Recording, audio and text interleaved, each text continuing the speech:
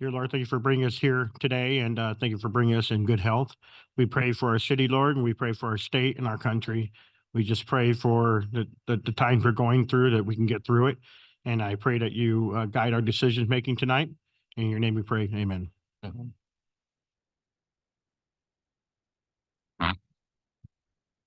Okay. Agenda item number 4, public comment period for items not on the agenda. Are there any members present or on a via teleconference that would like to comment? Chair Beamster, I don't show anyone online requesting to speak, and I did not receive any comments. Thank you, Ms. Hernandez. Moving on to agenda item 5A, approval of the minutes for the meeting of February 26, 2024. Does the commission have any comments or corrections? None. May I ask for a motion? I'll make a motion to approve the minutes of the Planning Commission meeting of February 26, 2024. I second it.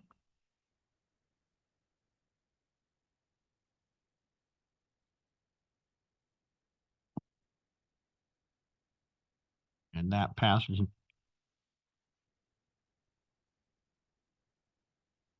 Moving on to item 6A, the work study item for our general plan progress report 2012 to 2023.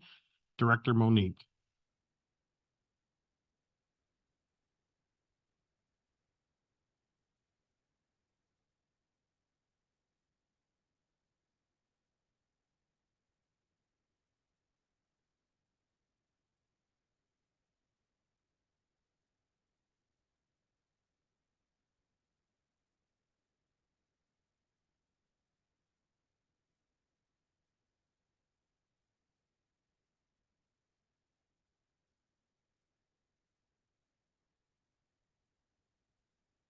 Good evening, Chair, members of the Planning Commission, and the community. I'm Monique Alanis-Flater, Community Development Director.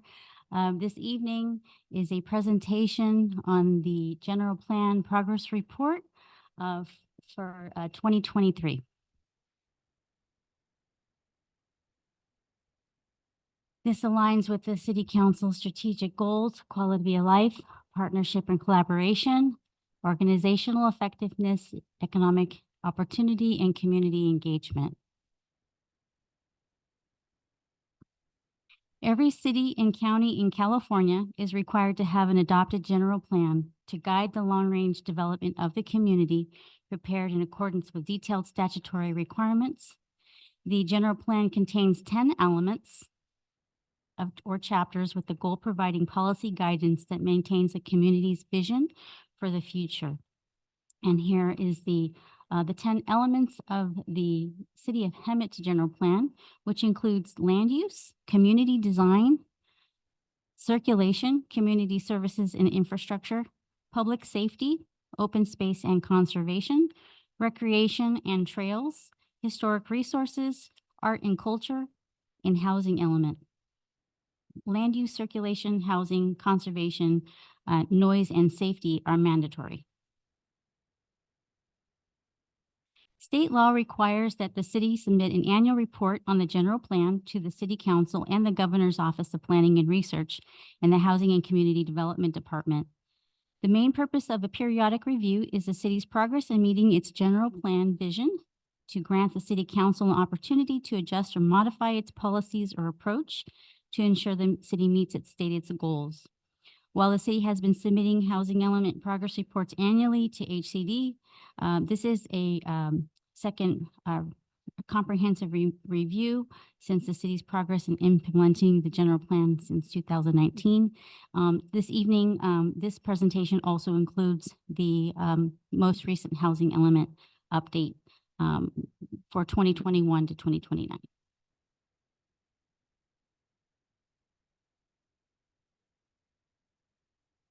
So what information is included in the report? The report includes, it's structured in chapters. Number 1, the purpose of the general plan.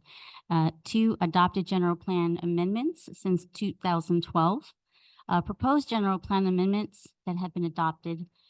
Community profile, which provides very interesting demographics and information on the community, such as housing units, job, housing information, and characteristics of our population.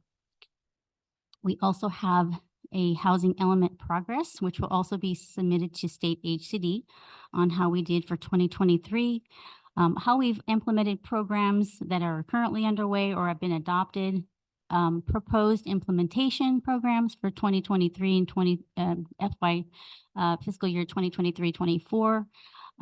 And these are recommendations that are carried over from the 2022 progress report that was approved by council and submitted to OPR. Currently, we're in the process of updating the public safety element that is in the process of submittal through the Board of Forestry. Once they approve that document, it'll come back to the Planning Commission for recommendation to the City Council. We are also including a new environmental justice element. This was presented a few months back or a couple weeks back to the Planning Commission, just to provide an overview of what that would include, as well as the housing element update, which is currently pending certification with the Housing Community Development State of California. So here is our progress for 2023 in meeting our regional housing needs. The regional housing needs provides the number of housings that the city must plan within an 8-year period. And we have moved the needle forward. The city is growing. We did approve 283 and actually constructed and finalized 283 residential units. Since 2021, we have received 921 units total towards our regional housing needs allocation, which still is in the need of very low to low income qualifying categories. Primarily, we're in the above moderate market rate and moderate. The moderate income units are attributed to the construction of accessory dwelling units.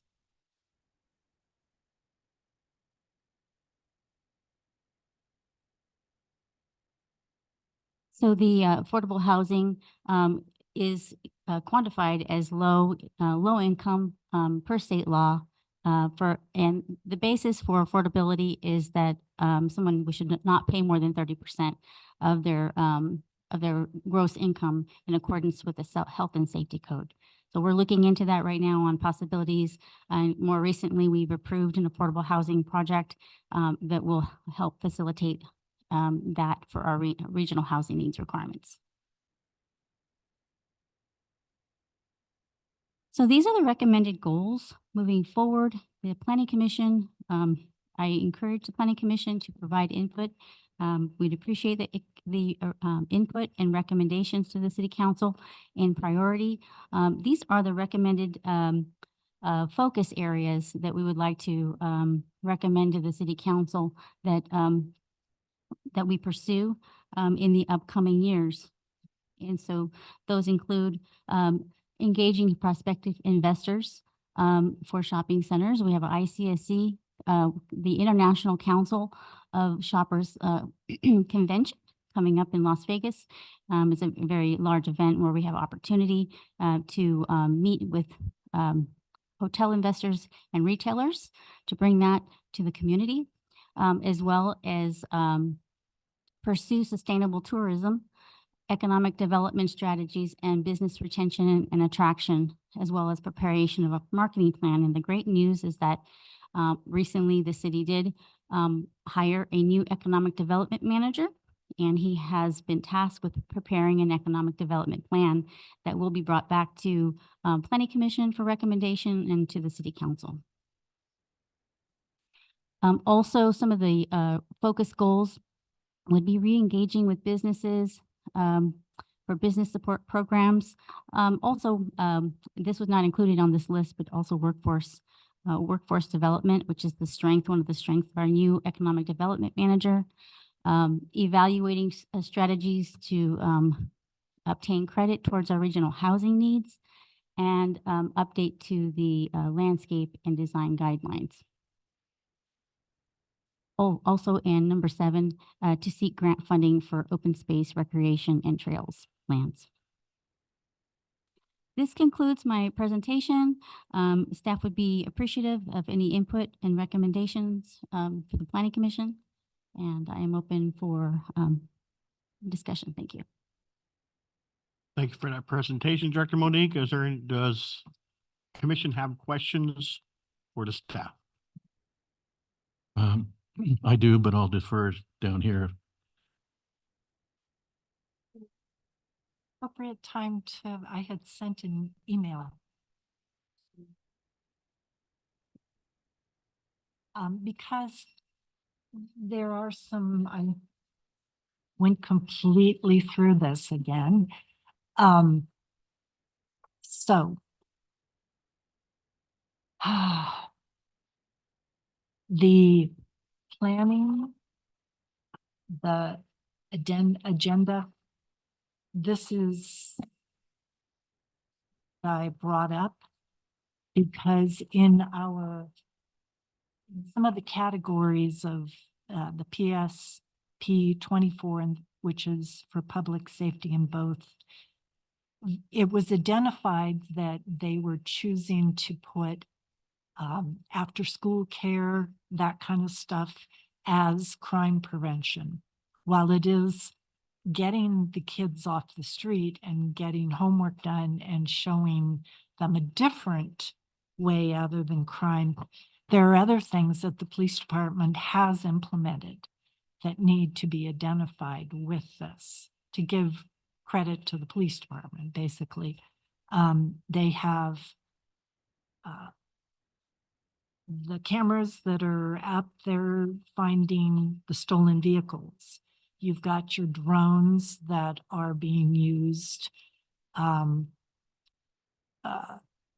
They're targeting areas to patrol more, that sort of thing. And so those identifications, along with the kids in the after-school program, I would like to see added, because this is a report of what's been going on, kind of thing.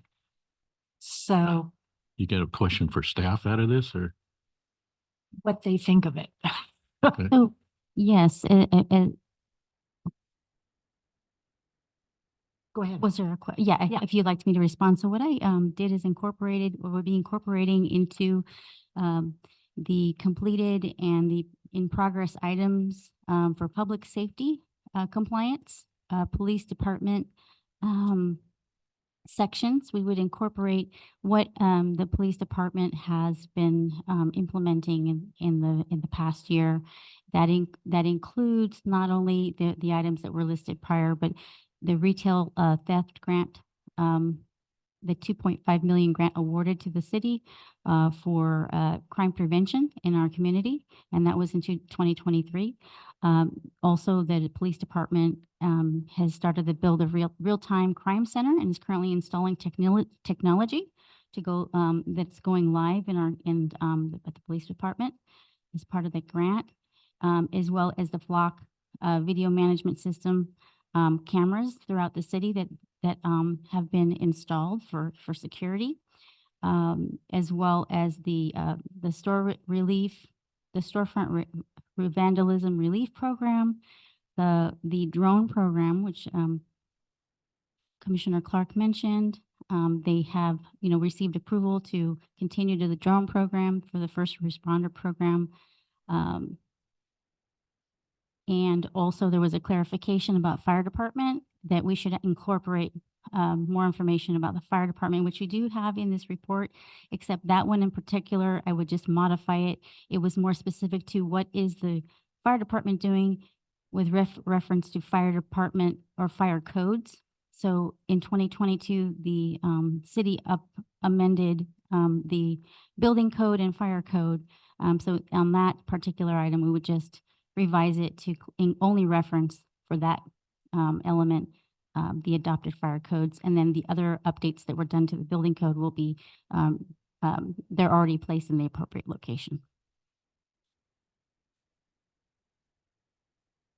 I do have a question in reference to the same subject when it comes to the retail theft grant.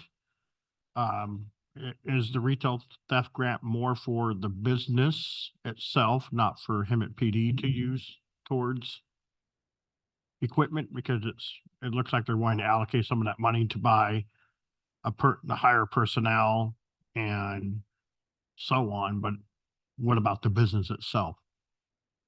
Yes, and that's a great question. I would have to follow up on the specifics of that program, but I do believe that it's intended to, with the effort of crime prevention for business community, as specified in the approval.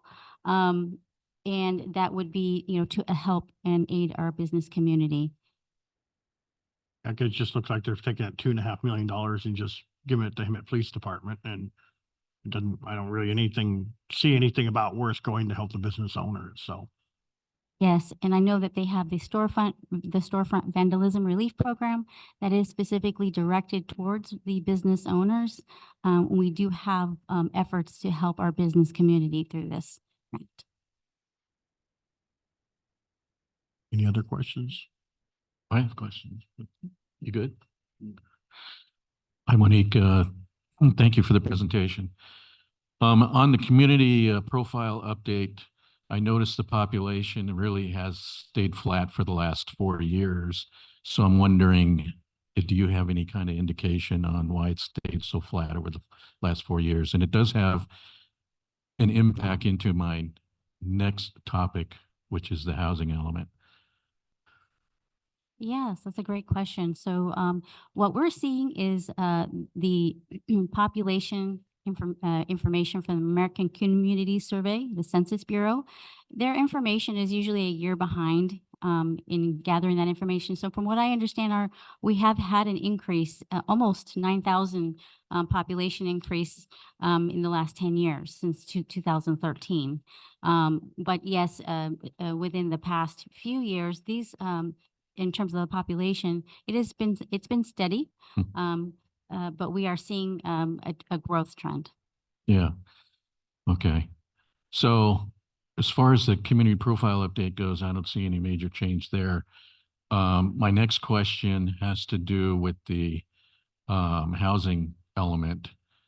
And, when you put that graph up on the screen there on the cycle 6 RENA progress numbers, very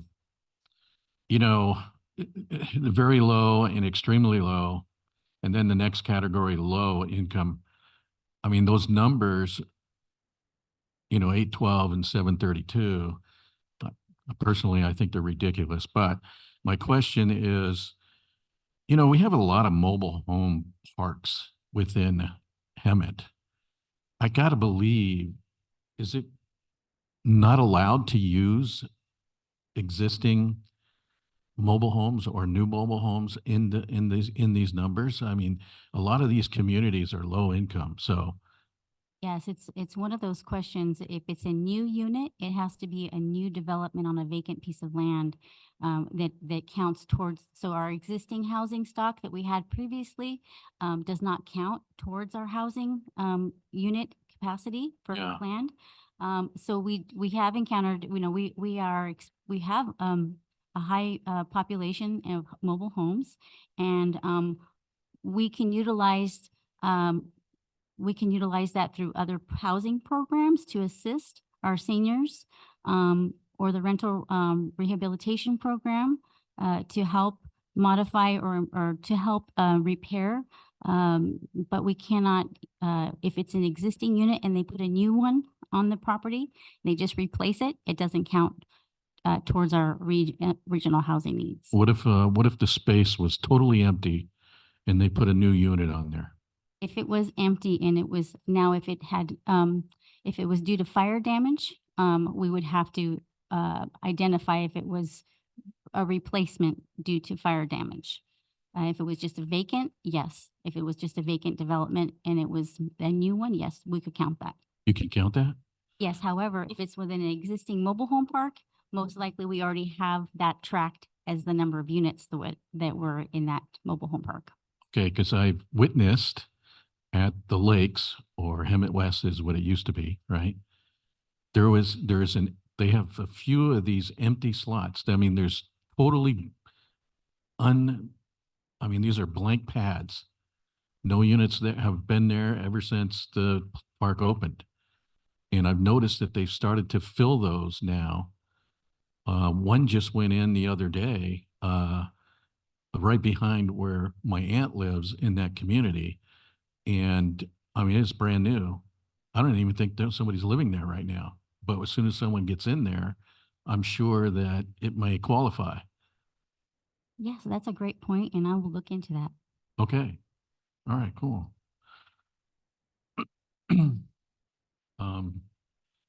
I forgot what the third element was that was in this, but I think I'm good for now. Could you count Okay. ADUs as part of that number? Because it is, if they have it all structural, have a bathroom, have plumbing, have everything that's required of a home. Because I'm just in my street, there's 2 houses that are putting ADUs in the back of their backyards. And Yes. so are we allowed to count that as a number as for low income or extremely low income? We can count that towards a new housing unit. Right now, we have we have 98 constructed that we have in the past since 2021. We were able to document 98 new accessory dwelling units. Those count in the moderate income category if they're deed restricted. And we were able to confirm that they're low income and they have affordable covenant for the low income category, and we have, assurances, then we could count it towards the lower income. But currently, right now, the state is allowing cities to be credited to the moderate category. Definitely could be effective. But that number is going to climb even more. Okay. I have a couple of questions. Kind of more clarifications than anything. To build on Commissioner Hill's comment, you had a graphic up there that showed the number of dwelling units that were built in the last 2 years. Would it be reasonable to attribute the average household size to the number of those units to project toward our current population?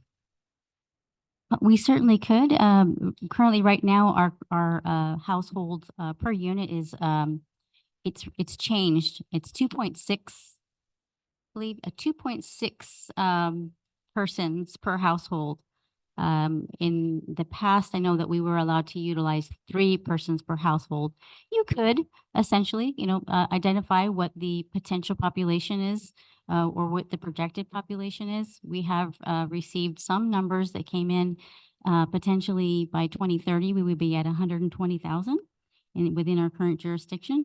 But also based on what I understand too, our actual population is closer to 90,000, which is pretty close to the 2023 estimates.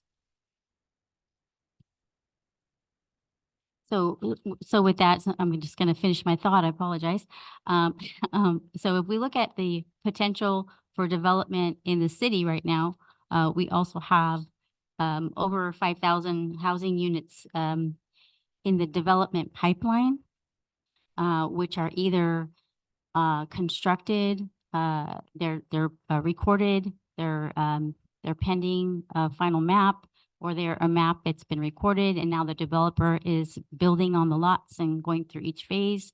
So right now we have over 5,000, and so potentially we could multiply that and get a kind of an estimate on potential population. Thank you. My other question regarding the report that's being submitted.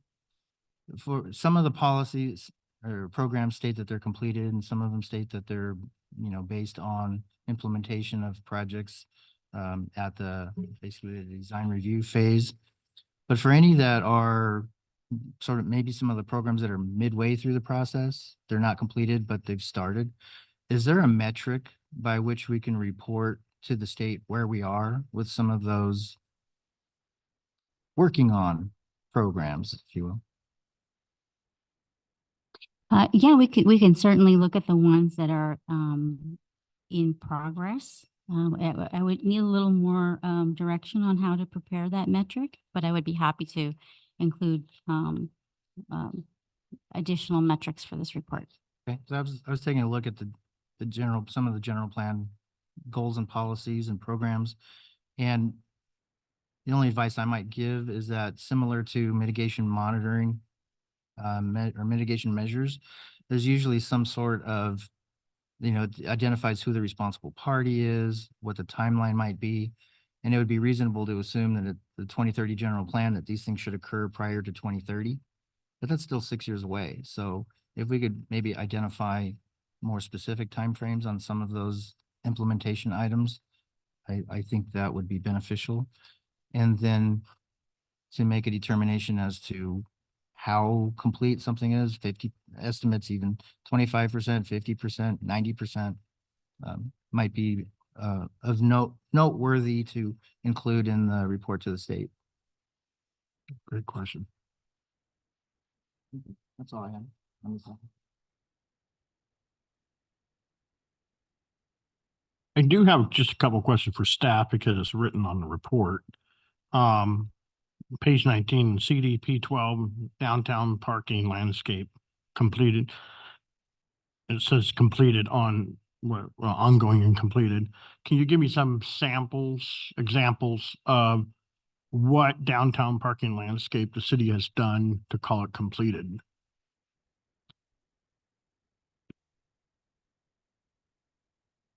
And it was on The- page 19, which can you provide the land use plan number?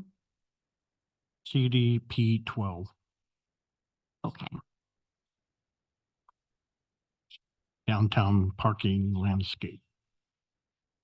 thank you.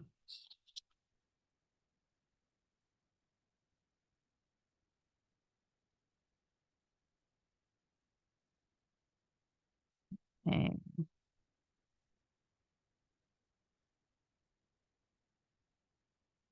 There's a lot of upkeep around that area and it needs to be done, so I don't understand why it's labeled completed and it needs a lot of work.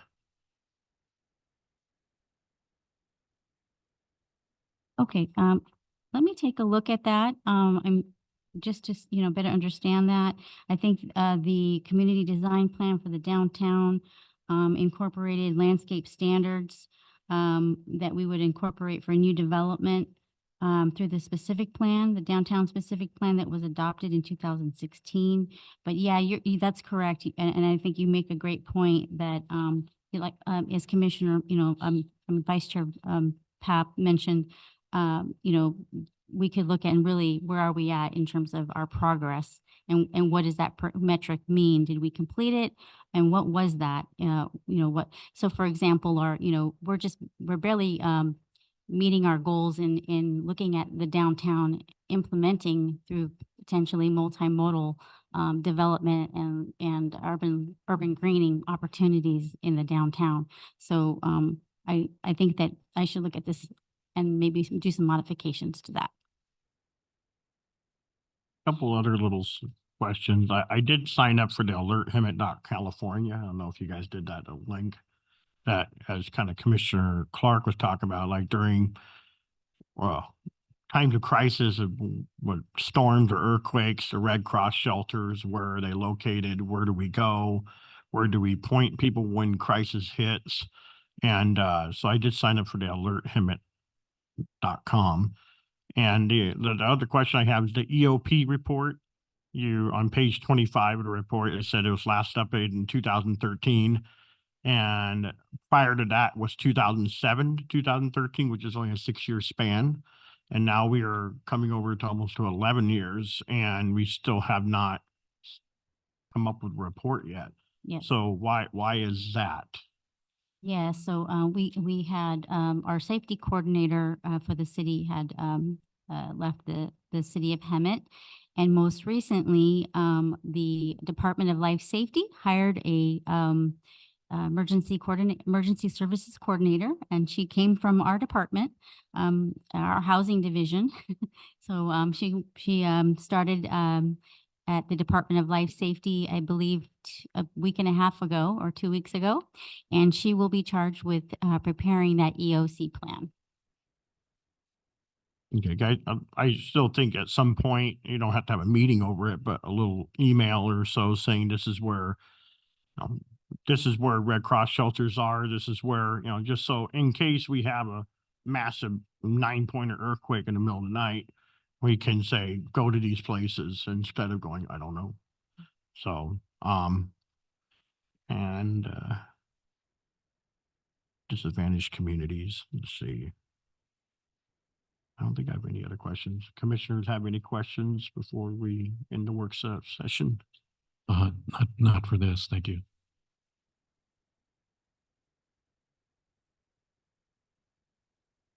So will we be discussing, it's not really a question per se, but a discussion about the tourism and the potential and that kind of stuff are we gonna move on, or is this the time?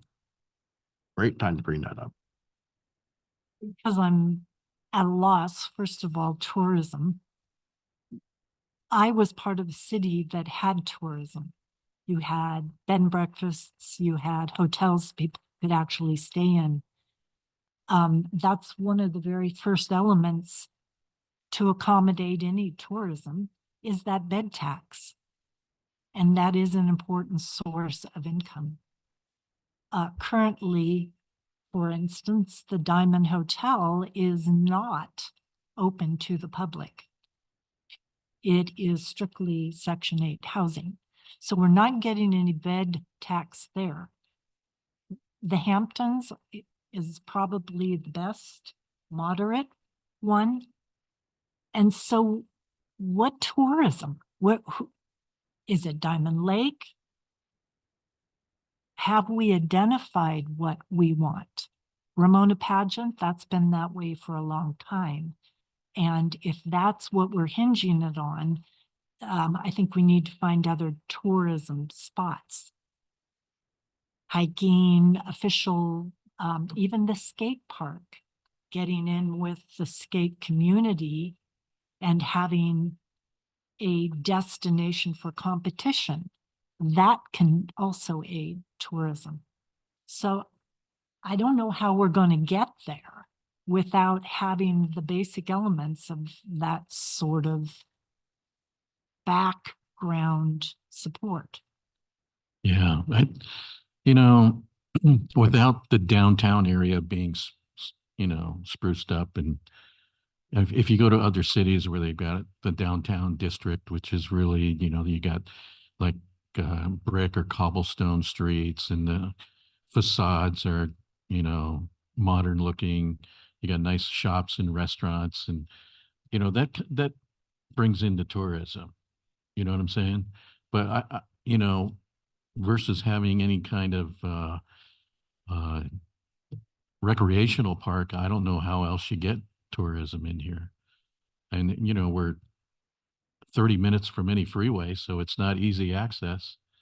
So, It's got to be a place that, people come to. or And there are women that will go on a cruise for quilting retreats.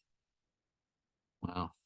I'm just saying that there are opportunities out there for those kind of things. Chess and checker tournaments. Yeah.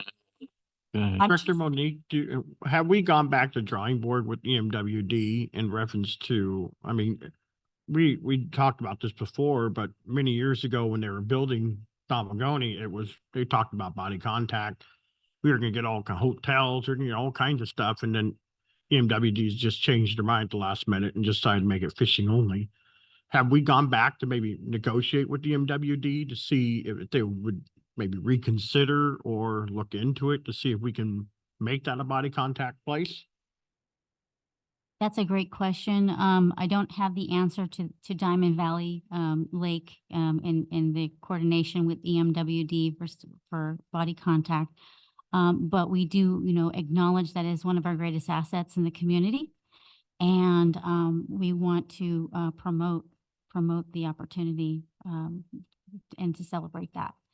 Also, there's the council strategic plan that has been that also includes several action items for um, uh, programming in the Diamond Valley. Is Saboba working on something over there in the corner too? 'Cause I know they own that corner lot over there on Winchester and Dominguez somewhere, one of the corners they own. Oh, okay. And I've heard that they've had discussion about putting something there. I don't know if it's a mall or what they want to do, but they want to build something there to attract tourism or traffic. But it's going to be hard to convince somebody to come into Hemet. It really is. You got to have a really good reason Yeah. for tourism, and the body contact really is, we have the casino, but that's in San Jacinto. We have the mountains, Idlewild, but they go there, not here. But body contact, I think, is really the city's biggest hope if we can somehow Yeah. convert that into somewhat of a body contact. As long as they do stuff on the Hemet side. Everybody else around us, But no, it's a great question. I think tourism is something that we need to have brainstorm and talk about. And is the city of Hemet have anything coming down the tubes to attract people here? Absolutely. And with the hiring of our new economic development manager, he'll be bringing quite a few of the action items on the council's strategic plan. And also just recently, the city council approved the hotel investment program to attract and to revitalize some of the existing hotels that have not been producing the TOT tax. So we're looking into that right now to see, there's a program. It's a increment tax-based, tax increment-based program that has been recently approved by the city council. And just more recently, we can provide some, I can send out an email with some information on that with the staff report and council information on that program. Also, there are quite a few other economic development initiatives that also there's, on a regional basis too, expanding our involvement in the Southwest region, looking at the Coachella to Temecula connection, and looking and seeing where the city of Hemet, how we integrate into that entire regional tourism. So there are multiple efforts. I think out there has a lot of potential. We can do festivals, we can do, annual concerts, like you're saying Coachella does, things like that, to bring people. We have the land. So, okay. Any other questions for? Well, I do have one, and that would be the business retention. And we have a lot of, I mean, if they're trying to infill, or if we are trying to infill the buildings that are open, we cannot take a blind eye to the blight of it. Because I know of one that has a crazy vacancy rate, and who would want to put their business in a place that there's no pride, it looks like blight, and so you cannot infill. But we keep putting new big things way out better, but the core of the downtown has blight written all over it. Some sort of incentive to have them to update it. Absolutely. But I'm not really sure that even incentive is as much as having a offensive instead of defensive, going out and finding the code violations, not waiting for somebody to make it brought to them as a problem. If there's a code violation, and then there's a code violation, we can impose that, but correct me if I'm wrong, Monique, it's really up to the owner of the facility to Well, we do. upgrade. Yeah, we do have, I think, we're looking at that more closely. And we're looking at, the vacancy, we're looking at how those, if we're talking about hotels, we're looking at how they operate. So there's an opportunity there to evaluate that. And if there is a code violation or there's some code enforcement, with regard to maintenance or, just the minimum requirements, to maintain their property, we're looking at that as well.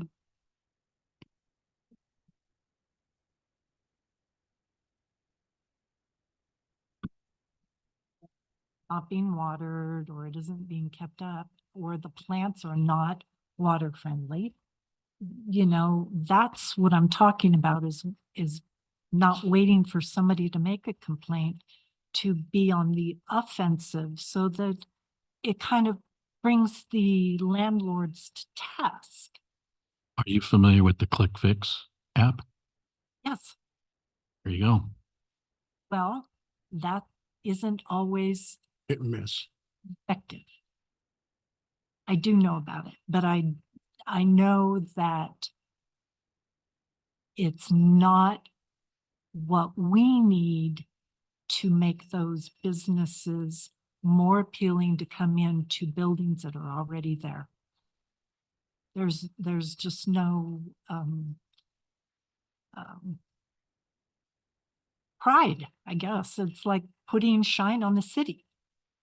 Well, do you have any recommendations, and can you tie it to, I would have recommendations, like having a code enforcement officer that is not specific to graffiti downtown to be going through the corridor of Hemet and really looking at, you've got 15 for lease signs in a retail. What's the problem there? There's got to be a problem. How many code enforcements do we have, Monique? Oh, gosh, I know, let's see, we have 3 code enforcement officers and code enforcement supervisor, Total of 5, 4. 4, and they're full-time? Yes, do they monitor the ClickFix app? yes, they are, they're actually, I believe there may be some, consideration of adding a position, because of the demand for their services. Good.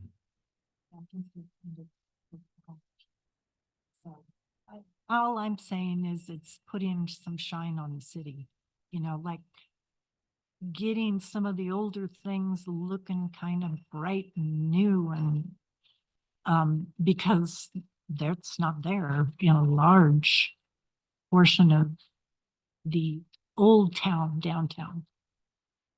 That's my point.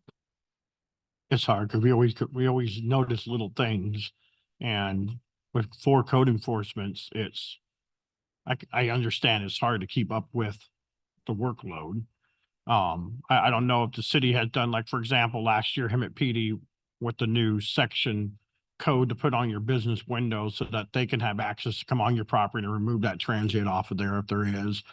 But they went to every door on Florida Avenue and just knocked, "Hi, this is us. This is bam, bam. Here's some paperwork. Get this, put it on your window. We're good." Introduce themselves. Does code enforcement, I mean, have they done that from one end to the other, and they just every day they cover a certain area, and they look around, introduce themselves. If they catch anything wrong, they report it, and they keep doing that? Or are they just going based on calls but not monitoring? Well, they have a multitude of code violations that they're addressing. They go out there, they provide citations, or they'll provide them a warning.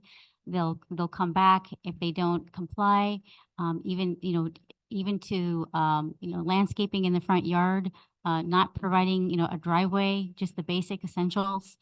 They're out there, they're citing, they're taking photographs, there's documenting, there's a lot of work that goes involved in the code enforcement process. So yes, they're vigilant and, looking at not only what's identified in the ClickFix, any weed abatement or any type of landscaping or maintenance or any, board ups or window, windows that are broken. And so now we have the vandalism relief program, as a result of, trying to help our community, with the issues that we're experiencing. But yes, they are, they're provided direction, based on, the needs and the priorities of the community. I And think downtown would be, if it is ownership. And the Right. ownership downtown currently doesn't take pride in its ownership. that's right. And, that's the problem, but, I know we're working on it. That's Things exactly are right. rolling, so I'm hoping that aspect of things change. I understand code enforcement has, but that's indicative to where the city is. Because if there is not enough people to do what's being needed, then we got a problem. Either it's overdone in the problem area or we don't have enough staff, It's only a matter of money, right? Right. budget.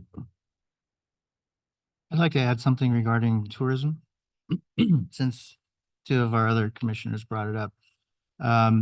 If the council were to consider the notion of having an ad hoc committee for ideas for tourism, I'd just like to throw my name in the hat for that, because I'm probably one of the few old timers still around who actually did the peer review for the environmental impact statement and environmental impact report for the East Side Reservoir project. Originally, there were three different locations. They decided on the one in Diamond Valley. That entire development was, I don't think they will ever relinquish body contact on the reservoir surface itself. That's drinking water for San Diego and Los Angeles counties. It's not even for us. But there were supposed to be 3 lagoons north of the West Dam, or northwest of the West Dam, between the dam and Winchester Road. One of them was supposed to be for swimming, one of them was supposed to be for sailing, and one of them was supposed to be for personal watercraft. So all of that disappeared at some point in time, and including campgrounds, an RV campground and tent camping campground. There were supposed to be hotels. There was supposed to be in like an outdoor amphitheater type venue for concerts, things like that. We did get a sports park, and it's a very nice sports park. But a lot of the land has already been sold off to private investors. So MWD no longer has control over a lot of that land. Trying to get the private investors to invest in something that's tourism based. If there's a hotel involved and a golf course, maybe. But I remember what was promised, and I remember being sold a bill of goods. So I'd be more than happy to lend my experience to any discussions in that endeavor.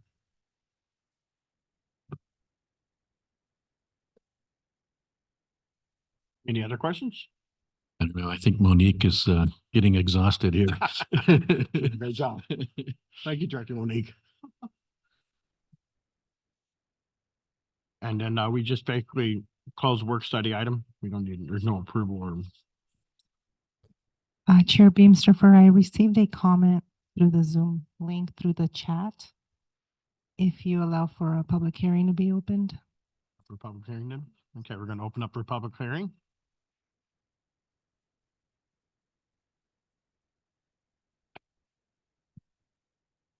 I have a public comment from Ann Smith, and I will read her comment as she typed it.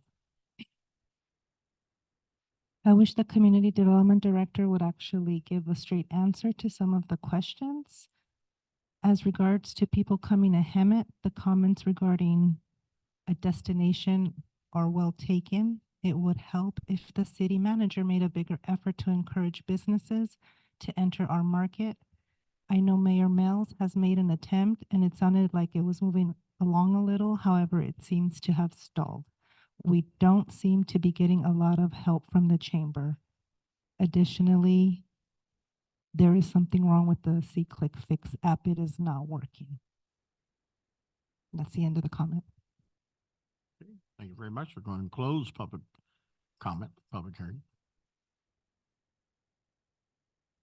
And then with that, we just go ahead and close the work study item. We don't need no motion or anything. Okay. We're just going to go ahead and close the work study item.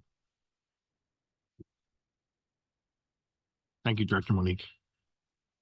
And now moving on to 7A, City Attorney Report, City Attorney Layla Sori. Nothing to report. Thank you. And moving on to 7B, Community Development Reports, Director Monique.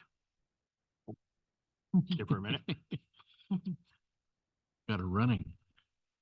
I thought she could talk up there on that microphone.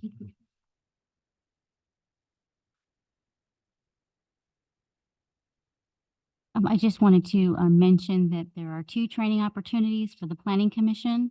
I know that the Planning Commission recently attended the Planning Commissioners Academy. However, there's another opportunity locally for a Planning Commissioner Workshop on Thursday, March 21st at 6 p.m. At Crestmore Manor in Riverside. This is hosted by the American Planning Association, California Chapter, Inland Empire Section. If you are interested, please let me know, and we can make sure we get you registered for that. Also, there is an opportunity for training next week in Idlewild if you're interested.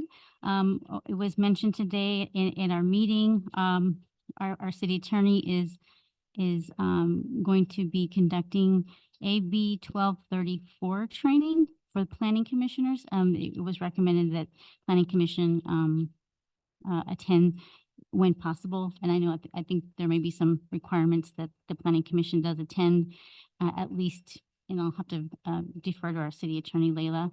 But that training is on March 26th. If you're interested in more information about that, I would be happy to provide you that information. What time is that on March 26th? Let me look into that. I can find out what the time is for you. Tuesday. And I will be going on Thursday to Riverside. I am on the list. I have nothing else to report. Thank you very much. And moving on to item 7C, future agenda items. Director Monique. Okay, thank you. Then I'm sorry, I didn't realize that the report, I forgot one thing. I apologize for, we could, for 7B, apologize. But I can also include this in the future agenda items. But so at the March 12th City Council meeting, they did approve the city to authorize the submission of a joint application with Palm Communities to the Department of Housing and Community Development for Affordable Housing and Sustainable Communities Program to fund sustainable transportation infrastructure and capital projects and transportation-related amenities for the Palm communities and some efforts in the downtown. That application has been, was submitted today, so the application is in. And then for future agenda items, we have on April 2nd, Planning Commission meeting, we do have 2 extension of time requests for 2 tentative track maps for development. We've been working through the pipeline on those, and these would be 2 extension of times, and this would be their last request for extension. And that concludes my future agenda items. All right, thank you, Director Monique. And last, item 7D, Planning Commissioners Reports. Director Monique. Commissioner Clark? I recently sent a letter out to council, Monique, chair, city manager. Sometimes I feel like I'm pinning the tail on the city blindly. And when I say that, I mean, I don't know what Public Works is doing. I don't know what the building department is doing, where they are in things. I do get reports, but I don't from community or from planning, but I don't get this is in progress. So when I say that, personally, I would like to have quarterly reports, very informal, from one department a month. Public Works, we're working on the roads, the infrastructure, what we're responsible for. Timelines, updates on the departments for mandated guidelines from the city. What are they working up against? That kind of stuff. I would like to hear from the city attorney. What are other cities up against? Is there something that's coming legislation wise, or has there been a suit? You know, those kind of things. Because we are tasked not just with the planning, we are tasked with infrastructure and making sure that the city is going to be in top form. And this is very important for us. I feel like it is. And I was just hoping, you know, maybe the first meeting of every month, a department takes turns just coming in so we can throw questions also out. What's going on with, and how come we're slurring this road, or just things? Because that's when I feel like I'm pinning the tail on the city. And so I ask this out of sincere concern for the city and appreciation of the city. Only the best intentions here of being educated. That's my view. Thank you. That's a great idea, especially with Public Works when it comes to like their upcoming projects, upcoming slurries, so at least we know what's coming down. And why we can't address certain streets that really need it a lot more than streets that are being taken care of. I know some are more expensive to fix, but some really need fixing. And I think it's a great idea. We Thank should you. have a report, at least especially from Public Works, for our traffic, our infrastructure. Oh, yeah, and there's always new laws coming down from Sacramento. Yeah, good. Is that within the realm of the planning commission? I mean, is that something that the city council or the other departments are taking care of? I mean, are we asking for redundancy here? I mean, So- respect. Yeah, if I could address Commissioner Ochoa's comment. So there was an infrastructure commission, and they eliminated the infrastructure commission and transferred most of the duties of the infrastructure commission to the planning commission. And this happened perhaps the last 4 months, maybe 4 months ago. So there will be presentations coming your way. There is quite a bit of planning in the pipeline that will be coming your way and will be presented to you by our Public Works Director, City Engineer, on capital improvement programs, safe streets initiatives.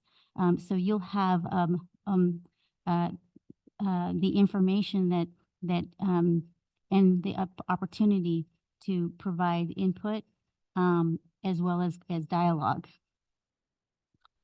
So now I'm more than happy to coordinate presentations from other departments such as Fire Department of Life Safety and Fire Department, Building Department. Now, currently we have a new building. We had a new building official, Fire Marshal, but we're in the transition period right now with our building division. And then also, the Community Development Department will be putting together more information available on our website of what's happening activity-wise, looking at the big picture of what's happening. So you can see the development pipeline, not only in residential, but in commercial, and what we have in the pipeline right now as far as developments that may be coming your way. There's a lot of information that will be coming to the commission, and I'm more than happy to help facilitate that and see if we can do either on a quarterly basis. But I do know that the infrastructure is a big component, as well as addressing or street names. So you'll be seeing some street names, and we'll go over some of the duties of the Planning Commission. We can provide that to you at the next Planning Commission meeting. We can provide a brief overview of what the new duties are of the Planning Commission. So we're a land use commission as well as infrastructure. Thank you.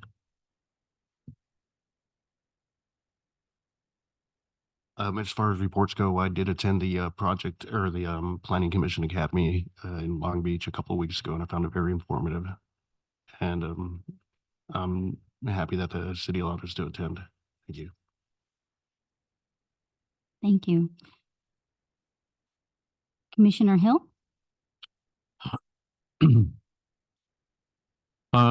Monique, I think I'd like to get a staff report on some of the element programs that are in the general plan amendment, specifically around the Metrolink station and the connection to downtown. I can give you the element numbers if you want them.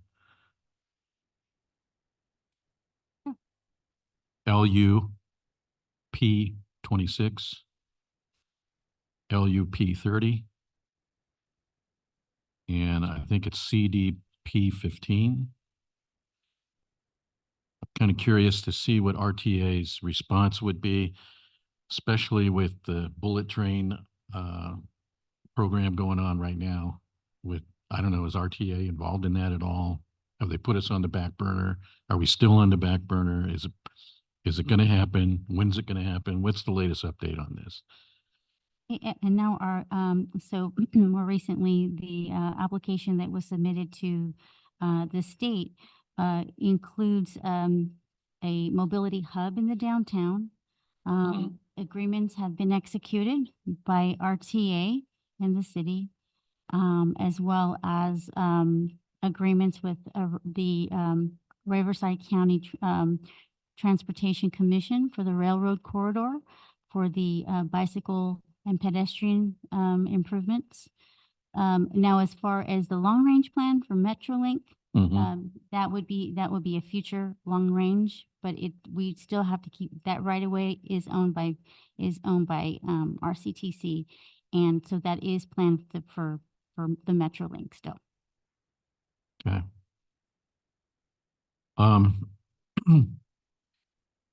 Like Commissioner Ochoa said, that we have attended the academy. I thought it was great.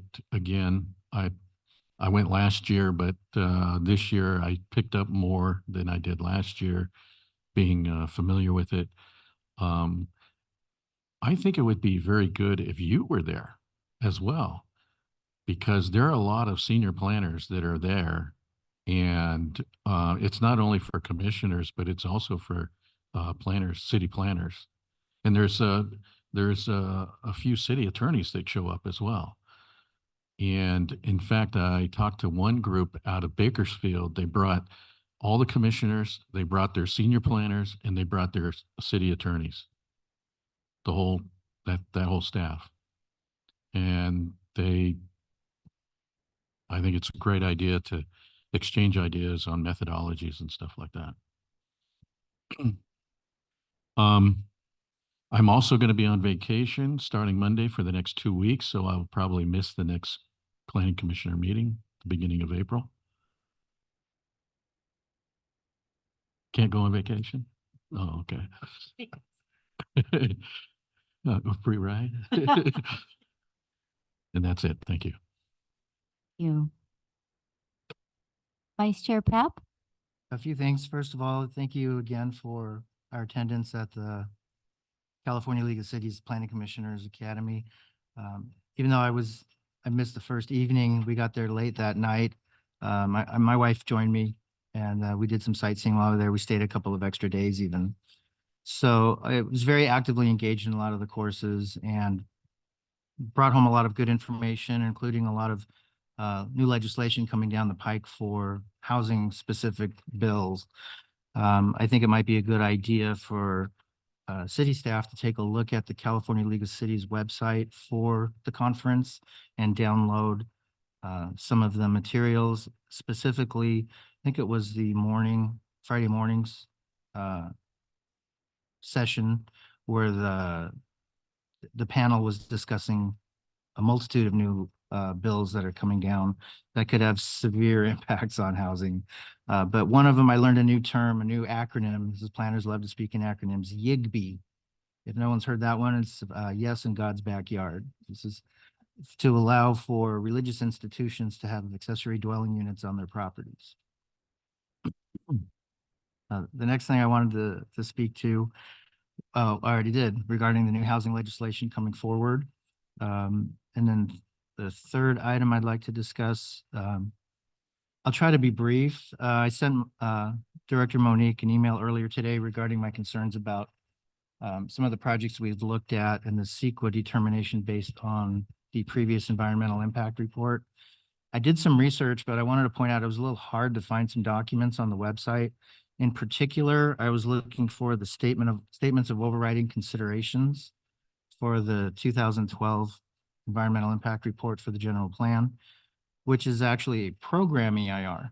And it states that in the executive summary that it's a program EIR, and the purpose for doing a program EIR is that it evaluates the impacts specifically of the project, and the project being the general plan update. But it goes on to state, and if you don't mind, I'll just read this. It's a short couple of sentences. As a program EIR, this document focuses on the overall effect of the draft general plan. The analyses in this EIR do not examine the effects of site-specific projects that may occur pursuant to this program in the future. Now, in the environmental impact report, the city had a multitude of issues that were labeled as significant and unavoidable. For many of those, the city adopted mitigation measures to try to lessen the impact of some of those things. Those include air quality, greenhouse gas emissions. There's another one, sorry, don't remember off the top of my head. But the ones that they didn't evaluate and did not provide any mitigations for were for traffic noise, for traffic and circulation, and for the loss of agricultural lands. I mean, there's really nothing you can do to mitigate that. Being that there were no mitigation measures proposed in the mitigation monitoring and reporting program for the EIR for traffic noise, and circulation, I feel as though many of these larger projects that are coming forward need to have a stronger analysis that tears off of the program EIR and is not stating that it's consistent with the EIR when the EIR stated that it's not evaluating site-specific impacts. So I just wanted to bring that forward for staff to, and perhaps the city attorney to consider. I don't know if there's room for discussion now or at a future meeting, but I just wanted to bring those things to light. And I did some research. I tabbed a bunch of pages. I'm not going to go into all of it right now, but I'm happy to share what I found with anybody who's interested. Are you kind of specifically honing in on the traffic situation? Yes, because the city adopted statement of overrides, but did not provide any proposed mitigations. Right. Like, for example, the EIR states that multiple intersections and roadway segments by 2030 are going to be failing at a level of service F. That when you consider level of service C, that's considered a bad condition. Like, you have to wait 1 or 2 signal lights before you can make a turn, maybe. At level of service F, you're waiting a long time. And people are starting to act like ants. They will drive around, they'll go over curbs, they'll turn over center medians to make a U-turn and go down a residential street.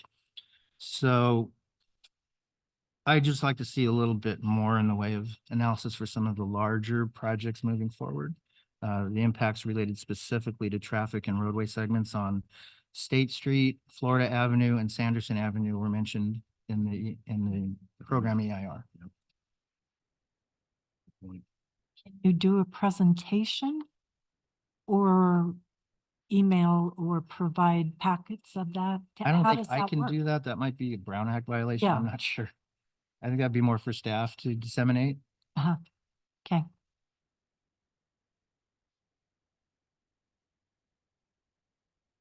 I think it's a good, something to look at when projects come forward. The direction that I'm hearing is to, make sure that we analyze that and identify, what those mitigations are. And as, Vice Chair Papp mentioned, that the EIR identified by 2030, you will have level of service, F. So you know, and that's a capacity issue that we have on our street segments. You know, it's something that we do need to look at holistically, and I've been hearing it, you know, by the community. I've been hearing that there's improvements that need to be done in our street network, in our system.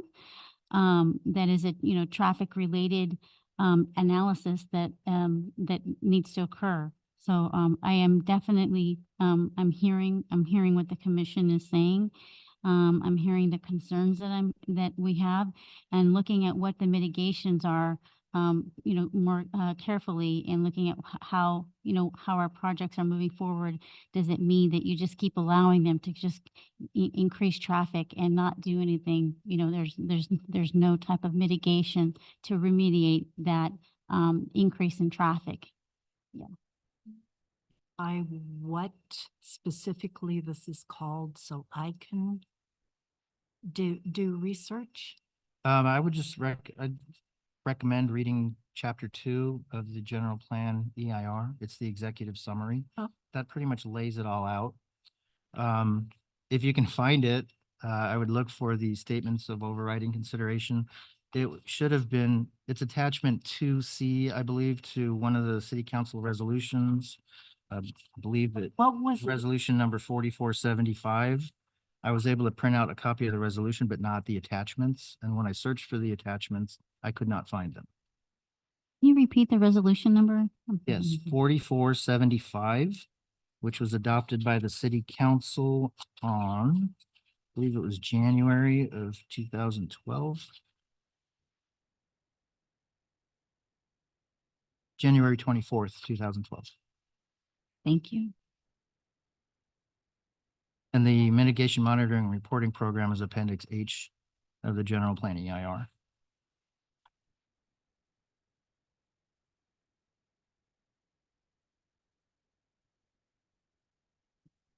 You're welcome. So it's kind of funny, Commissioner Clark and I had kind of two similar items to discuss today. We're on the same wavelength. That's good.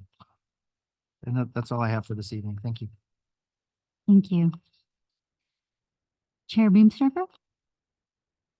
Same thing with the council, the commission here was able to attend to Cal Cities, and definitely next year have the opportunity of covering both classes of CEQA class, not just the one, because you just learn so much with CEQA. And also, as Commissioner Hill said, it would be great to have some planning involved, because a lot of the cities had some commissioners and some planners, and got to see some old planners from here in another city. And it's just good to not only absorb the information and see what they have for us, but also to kind of create a relationship between planning and commissioners. And so that we just have just a better relationship between each other and get to know each other a little more. And also I attended the weekend event over here at Valleywide, where they do the auctioning for the it just left my mind, the committee that runs that. But they do it every year. They do auctions for Valleywide and local communities, and they raise tens of thousands of dollars. And I had a great time. It was a great event. The Eagles, Fraternity Order Eagles had a fundraiser over the weekend for Baker to Vegas for Hemet Police Department, and they raised over, I think it was like 12 or 13, it might be more. But by the time I left, it was around $1,300 that they raised for the city of Hemet for Baker to Vegas. And so that was nice to see. Also, the streets, Buena Vista's looking nice, the re-slurry roads, some of the roads I'm turning on are being re-slurried and they look really nice. It's good to see some of the big stretch of roads being fixed. And, you know, there's still, as I ran into Noah, there's still one section of road on Stetson I just keep bringing up to him because it's just gravel everywhere. It's just really looking bad. And that's between Santa Fe and Buena Vista right there on Stetson. And last but not least, I just drove down Harvard Street. One of the business owners reported that his store was broken into a couple days ago, and they broke a window and they stole. He's trying to do e-bikes for, you know, just trying to cater with the bike trails and everything else. And they stole, I believe, 4 or 5 of his bikes that he all chained up, which is a value of almost $10,000 he put on the internet. And driving down there, I see 2-3 businesses that have boarded up windows on Harvard Street. And that's just something that, you know, I just hate to see. And maybe make a suggestion for Hemet Police Department to patrol down Harbor Street once in a while at nighttime to kind of deter the homeless or people that are just trying to cause trouble there and break windows. And I don't know if he can use that theft retail grant, but it just happened to him. But other than that, nothing else to report. And with nothing else to report, we will go ahead and adjourn the next planning commission meeting scheduled for April 2nd, 2024 at 6 p.m. Monique, the academy next year is in Sonoma, Santa Rosa.